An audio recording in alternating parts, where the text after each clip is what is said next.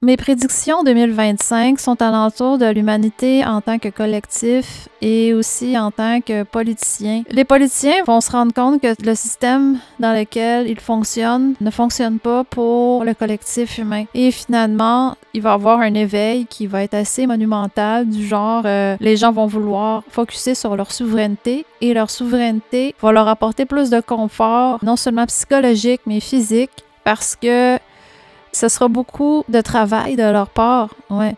Mais ça va leur apporter beaucoup de joie et de liberté. Et je m'explique, la liberté va juste aller en se restreignant avec le système actuel qui est la grande masse populaire gérée par quelques-uns. En fait, cet aspect pyramidal-là, comme tu le sais, ne fonctionne pas. Et ça fait partie de l'évolution humaine d'avoir cette pyramide-là pour que les gens comprennent que c'est l'autosuffisance, l'autonomie, la souveraineté, les échanges sains, la décentralisation qui doit primer. Oui, on peut atteindre des sommets avec ça, mais c'est sûr que quand tu fais une pyramide, tu peux atteindre encore plus de grands sommets, mais juste pour quelques-uns, puis les autres, ben regarde. Je peux pas dire que c'est sain pour toutes les âmes sur Terre, parce que plusieurs âmes incarnées sur Terre veulent vivre autre chose, veulent vivre la pleine conscience et veulent devenir des êtres galactiques. Donc, ça va à l'encontre, si on veut, de la croissance des consciences de l'univers, du moins celle qui va aller de l'avant. Et l'univers est fait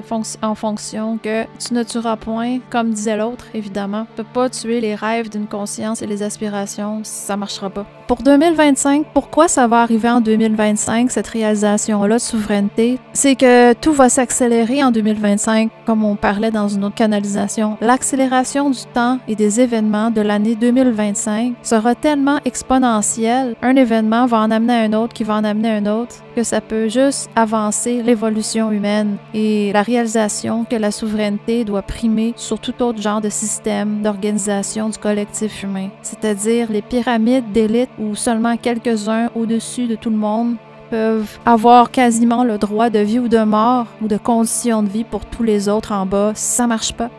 Ça va pas avec l'univers, en fait.